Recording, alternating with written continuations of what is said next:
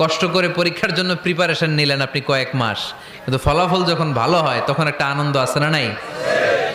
সারাদিন রোজা রাখলেন রমজানে, কি কষ্ট, তৃষ্ণায় গলা ফেটে যায়, কিন্তু ইফতারির সময় যখন রুহাবজা শরবতটা খাই কেমন লাগে?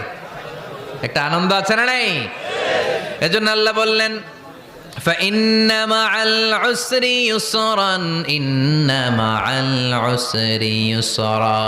ও নবী, কষ্টের দিন মক্কায় অল্প কিছু দিন, মদিনাতে আনন্দের দিন অপেক্ষা করছে।